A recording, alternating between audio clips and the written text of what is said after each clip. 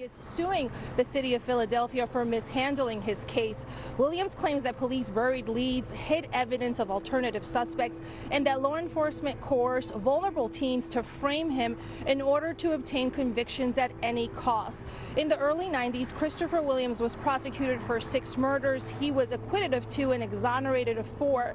Williams was released from prison in February of this year. Now he is suing Philadelphia District Attorney, a former Philadelphia District Attorney, his trial prosecutor, and 17 police detectives. Williams said today that his story is a historic injustice. To this day, I don't know at times what freedom feels like, but I'm trying to figure it out. Wow. I don't have time. I don't have time to pity myself, because I feel as though I stand on the backs of individuals and who paved the way for me, my parents, my grandparents, their parents, individuals in whom survived the bowels of the slave ship and survived on this shore. I stand on their backs, and that's why I've never given up on myself, and I can never give up on individuals in whom I left behind in those cages. Philadelphia prosecutors framed Christopher Williams for 6 murders and subjected him to 4 wrongful homicide prosecutions. He was sentenced to death in a triple murder case, received a life sentence in another murder, and was acquitted of 2 others. When he was exonerated in the second murder case in February of 2021 and released from prison, Williams said, "Never in the history of the Pennsylvania judicial system has someone been charged with 6 murders, acquitted of 2, and now exonerated of 4. In a case prosecutors now describe as a perfect storm of injustice. The story you're about to hear is from court filings and does not include certain street info, because a lot of that perspective has been lost to time, because these incidents happened almost 35 years ago. But the most interesting parts of the story are all here in vivid detail. The late 1980s in Philadelphia was chaos, much like today, but for much different reasons. The JBM and the Jamaican Shower Posse were wreaking havoc on Philadelphia and driving up drug-related homicide numbers. In the late hours of September 25, 1989, extending into the early morning, Fairmount Park in Philadelphia became the grim scene of 3 murders. Otis Reynolds, 22, Gavin Anderson, 19, and his younger brother, Kevin Anderson, who was just 17, were shot in the head and found at different locations within a 2-mile radius. The police identified the victims as drug dealers originating from Brooklyn, New York. Their deaths marked an alarming increase at the time in drug-related violence in the area, raising the count to 106 for the year, surpassing 1988's total by 3, according to police. On November 22, 1989, another death was added to the total when 19-year-old Michael Hainsworth was found dead in the back seat of his car in the historical area of West Fairmount Park. The location was near notable landmarks like the Chamonix Drive and the 18th century Ridgeland Mansion. 3 years later, Christopher Williams and Troy Colston were convicted of Hainsworth's murder in January of 1992, each receiving life sentences without parole. A year and a half later, in August of 1993, another jury found Chris Williams and Theophilus Wilson guilty of the murders of 22-year-old Otis Reynolds and brothers Gavin and Kevin Anderson, who were both dead within a 2-mile radius in North Philadelphia, as I mentioned earlier. For these crimes, Williams received a death sentence, and Wilson, who was only 17 at the time of the murders, was sentenced to life in prison. However, the narrative that the prosecution had laid out in the case against Christopher Williams began to unravel decades later. In December of 2019, the Philadelphia County District Attorney's Conviction Integrity Unit, or CIU, took action to overturn Williams' conviction related to the triple murder. The CIU filed a motion to dismiss the charges and a similar motion was made for Theophilus Wilson in January of 2020, freeing both men from their sentences. This was followed by the vacating of Williams' conviction for the Hainsworth murder in February of 2021. Christopher Williams was also acquitted of 2 more murders, which accounts for 6 murders, 6 lives lost that Christopher Williams was accused of at one point or another. Did he do it? Was it true? Well, that secret has been lost to the streets. Officially, according to the state, he has been exonerated of all 6 murders at this point. How could this happen? How could a man, Christopher Williams, be convicted in 2 separate trials of 4 different people and have all 4 murder convictions overturned? The question we want answered is, how did Christopher Williams beat 6 bodies? The CIU's decision to reopen these cases came after a comprehensive reinvestigation which brought to light several critical issues. James White, the prosecution's sole eyewitness in the triple murder and a key witness in the Hainsworth case, had been completely discredited. James White confessed that his implicating testimony against Williams was fabricated, a revelation that significantly undermined the foundation of the original convictions. Furthermore, the reinvestigation revealed previously undisclosed police reports and information suggesting alternative suspects, thereby weakening the testimonies of the other witnesses in the original prosecution. Notably, the CIU's findings included information that James White had implicated himself in 2 other murders of Troy Brown and David Rice. However, this crucial information was never shared with Christopher Williams' defense during the initial trials, a significant oversight that called into question the integrity of the prosecution. The defense and prosecution's joint reinvestigation exposed a trove of concealed details, casting a shadow on the practices of the trial prosecutor at the time, David Desiderio. Despite the unveiling of these discrepancies and the dismissal of the convictions, Desiderio denied any misconduct in these cases. Let's take a look at James White, the prosecution's key witness in the 1989 triple murder of Otis Reynolds and Gavin and Kevin Anderson. The reopening of the prosecution's files showed that not only had James White been discredited, but he had admitted his testimony implicating himself along with Williams and Wilson was false. As we delve deeper into the tragedy that unfolded in Philadelphia, we encounter a narrative far more complex than initially perceived. This whole case, from start to finish, exposes the crumbling pillars of justice and the devastating consequences of a flawed system. During the reinvestigation, it came to light that James White had confessed to his involvement in 2 additional murders, those of Troy Brown and David Rice, a fact that was never revealed to the defense attorneys of Chris Williams in either trial. This previously withheld information was allegedly concealed by the prosecuting attorney, David Desiderio, who has refuted any claims of wrongdoing in the matter. Patricia Cummings, the leader of the Conviction Integrity Unit, or CIU, described the wrongful prosecution of Williams and Wilson as a perfect storm of judicial error, comprised of prosecutorial misconduct, subpar legal defense, and the coerced false testimony of James White, who confessed to a total of 6 murders in a bid to avoid capital punishment, under the promise of a potential early release after 15 years. At 19 years old, James White was arrested in December 1989 for the murder of Michael Hainsworth, who was romantically involved with White's 13-year-old girlfriend. I'll say that one more time, with White's 13-year-old girlfriend. Haynes was found with shotgun wounds to his head, left arm, and left leg, blindfolded with a necktie and bound with pieces of gray telephone cord. Shortly thereafter, James White faced charges for the murder of 19-year-old Moran Ginrette, fatally shot in June 1989. During this period, White's attorneys arranged a plea agreement with District Attorney David Desiderio. The agreement entailed White pleading guilty to the murders of Hainsworth and Jenrette and identifying any other co-conspirators.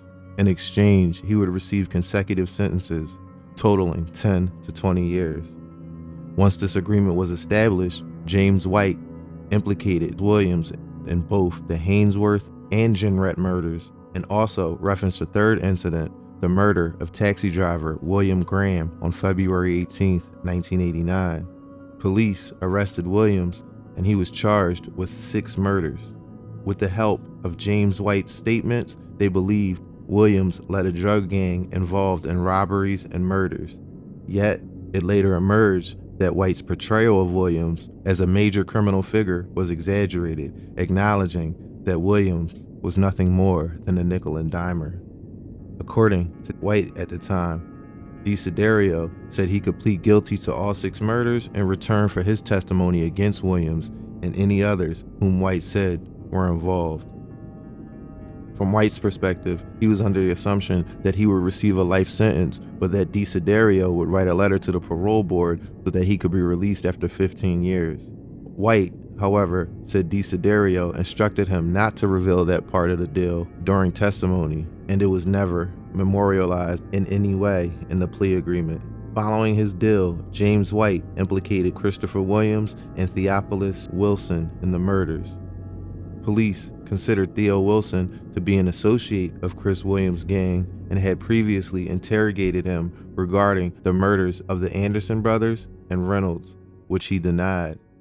Additionally, James White implicated other people believed to be members of Williams' Germantown gang in the same set of murders, further entangling the group in the web of violent crimes, lies, and prosecutorial misconduct that shook the city of Philadelphia. The prosecution's case against Christopher Williams relied primarily on the testimony of James White as well as Rashida Salam, who was White's 13-year-old girlfriend at the time, and David Lee, a federal informant who had once, for a brief time, been married to Theophilus Wilson's aunt. Salam, who was prosecuted as a juvenile and pled guilty to third-degree murder, had given police 3 different accounts of what happened to Michael Hainsworth. Police were led to her after 2 of Hainsworth's friends said that they were with Michael on the night of the crime when he got a page from Rashida Salam and left them to go meet her. In the Michael Hainsworth trial, James White testified that he planned the murder of Hainsworth with Rashida Salam and Chris Williams. White said that Hainsworth came to the Chestnut Street apartment at about 5 p.m. in response to Rashida Salam's page. There, Colston, holding a gun, forced Hainsworth to the ground and blindfolded him with a necktie. White said Williams bound Hainsworth's hands and feet with foam cord. For 3 hours, White said they interrogated and beat Hainsworth as they sought information about who he sold drugs to and where he kept his money. Colston hit Hainsworth with the shotgun and with a hammer and walked on Hainsworth's head.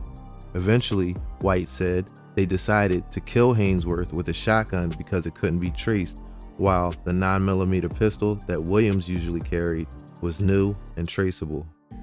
White said they put a blanket over Hainsworth and a baseball cap on his head and marched Hainsworth into the car.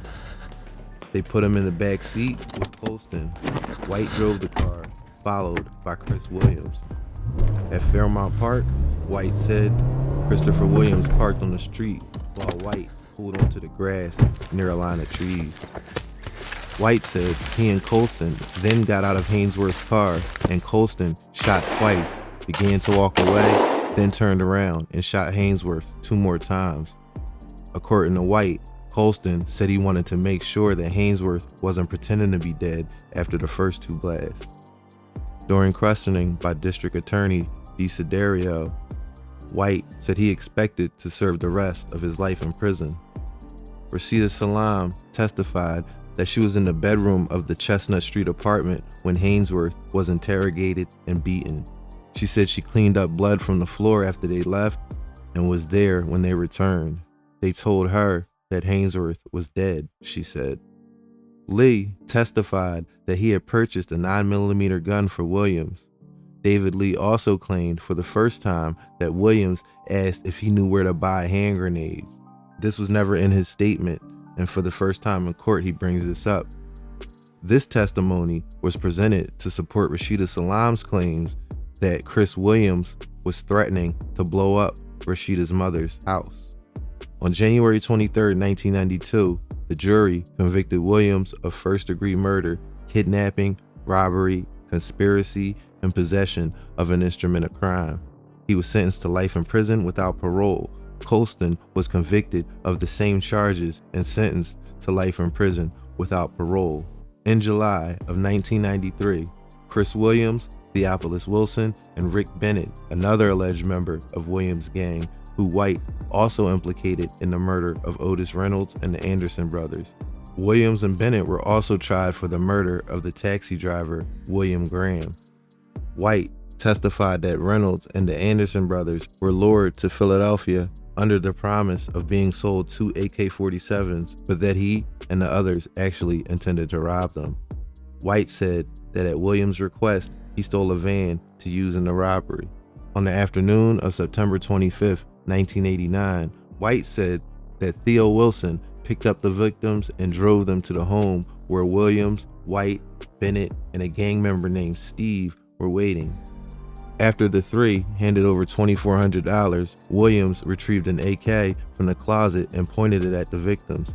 At that point, White said he, Wilson, and Bennett all drew weapons and forced the victims to get on the floor. Williams demanded more money. After first denying they had any more, one of the victims agreed to take Williams to get more money. Williams, Bennett, and Steve left with one of the victims and returned 30 minutes later with $24,000 in cash, but the victim was nowhere to be found, White said. According to White, Christopher Williams then demanded more money from the other two victims. When they said there was none, Williams, Bennett, White, and Steve forced the two victims into the van. Wilson and Steve were ordered to accompany them in a separate vehicle, a Cadillac. White said the van followed the Cadillac, driving around Philadelphia as Williams and Bennett interrogated the two remaining victims about money. White said that another unnamed gang member was driving and that he was in the front passenger seat. When the victims repeatedly denied having any more money, Williams pulled out his 9mm pistol and shot the smaller of the victims, which was Kevin Anderson, 2 or 3 times in the face while Anderson was looking directly at Williams. White said that the victim just slumped over in the van and that the other young man who was in the van got hysterical and started trying to fight, and he knocked the gun out of Chris Williams' hand and he tried to run to the front of the van where myself and the other guy were. Rick Bennett then grabbed the young man and restrained him and pushed him back to where Christopher was, and that Christopher Williams started smacking him around, White said. He said Williams asked the victim if he wanted to end up like his dead companion. White said that Williams and Bennett then reopened the back of the van, picked up the dead victim by his feet and hands, and threw him right out the back into the street. White said, "We kept driving. Christopher Williams was asking the third victim, 'Do you want to die?' Chris Williams then took out his gun and pointed it at the third guy's face. I turned around in my seat because I knew what was going to happen next," White said. "I didn't want to see it." White said he heard 2 gunshots and the back of the van opened up, and he assumed that Williams threw the guy out of the van because he wasn't there when he turned back around. This whole story of this ride with the victims and dumping their bodies out of the van is a lie. A police officer testified that Otis Reynolds was discovered on a cobblestone driveway in a residential neighborhood shortly around 11:30 on September 25, 1989. He had been shot twice in the side of the head. At 7:22 a.m. the next day, September 26th, Kevin Anderson's body was found a mile and a half away from where Otis Reynolds' body was found. Kevin Anderson was face down on the sidewalk and had gunshot wounds in the back and on the left side of his head. A couple of hours later, police found Gavin Anderson's body half a mile from where his older brother was. He was face down in the parking area more than 20 feet from the street. He had been shot 3 times in the right cheek, the right temple, and the back of the neck. Autopsy results from 3 assistant medical examiners found no evidence of additional physical injuries such as bruises or abrasions on Reynolds or Gavin Anderson. Dr. Park confirmed that only gunshot injuries were present on Kevin Anderson. Dr. Hoyper explained that the absence of further injuries suggests that the victims hadn't been forcefully thrown against any hard surfaces like White was claiming. Additionally, David Lee testified regarding his purchase of a 9mm pistol for Williams, emphasizing his independent decision to testify without any legal immunity or agreements, despite acknowledging the risks of his actions. He stressed his clean criminal record, affirming his adherence to the law. Chris Vaughn, serving as an inmate informant, shared his testimony that White had confessed to committing the murders with Chris in Philadelphia. On August 6, 1993, the jury convicted Williams and Wilson of first-degree murder, robbery, conspiracy, possession of an instrument of crime, and violating the State Corrupt Organizations Act. Williams was acquitted of the murder of Graham. The jury was unable to reach a verdict on Bennett and the Graham murder, and the court declared a mistrial on that charge. Bennett was acquitted of the other charges. Williams was sentenced to death. Wilson was sentenced to life in prison, mostly based off the testimony of James White. All of Williams' subsequent appeals were rejected except for the overturning of the corrupt organizations charge deemed unconstitutional in another case. In 2011, White attempted to recant his earlier testimony, alleging it was false and that he was coerced into testifying against Williams and Wilson. Dr. Charles Wetley's review of the autopsy and crime scene reports led him to conclude that there is no evidence supporting the claim that the victims were thrown from a moving vehicle or shot directly in the face, contradicting James White's and the prosecution's narrative. Following this revelation, a new trial was granted to Williams in 2013, primarily due to the original defense attorney's failure to cross-examine medical experts to challenge White's claims. The Pennsylvania Supreme Court upheld this decision in 2016. Concurrently, Wilson's conviction was also under scrutiny, leading to a resentencing order in 2017 due to a Supreme Court ruling on juvenile sentencing, basically saying that sentencing a juvenile to life was unconstitutional. Both men received renewed legal support from various law firms, and in 2018, the Conviction Integrity Unit undertook a comprehensive review of their cases. This review unveiled over 40,000 pages of documents, including information about other potential suspects linked to violent gangs, which was not disclosed in Williams' original trial, prompting his attorney to move to bar a retrial. The Jamaican Shower Posse and the Junior Black Mafia, or JBM, were heavily involved in a lot of this unreported evidence that wasn't disclosed to the defense. The files uncovered evidence and witness statements that were buried by the prosecution and never handed over to the defense. That evidence included, at 12:41 a.m. on September 26, 1989, a gas station employee 1 block from the discovery of Kevin Anderson's body reported a man had been shot at 32nd and Burke Street, according to the 911 call. This information, including the absence of details about a man ejected from a van, was not pursued further by law enforcement. The Anderson brothers' father mentioned his daughter received a call from one of his sons at 6 p.m., post-dating the alleged murder time reported by White. A witness recounted hearing gunshots around 11 p.m. on September 25, 1989, again conflicting with White's timeline. Additionally, reports indicating the Anderson brothers' involvement in criminal activities were found, contradicting the brothers' mother's testimony at trial, which claims they had a clean record. David Lee's testimony about selling guns to Williams was questioned due to his involvement in previous murder cases and undisclosed prosecution testimonies. Correspondence between the prosecutor and White hinted at a promise of early release for White's cooperation. Another witness observed Gavin Anderson in a struggle before his shooting and identified the assailant known in the neighborhood.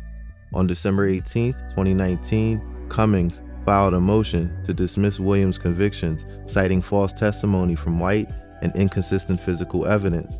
The charges were dismissed, but Williams remained incarcerated for another crime. On January 21, 2020, a similar motion by the CIU resulted in Theo Wilson's release.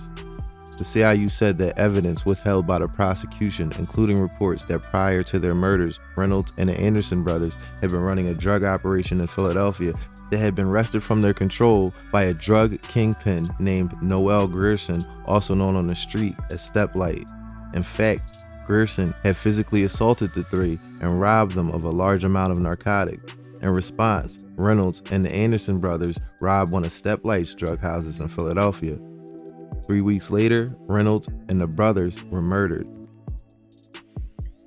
An undisclosed homicide activity sheet revealed that police identified Grierson as the, quote, prime suspect in the triple homicide.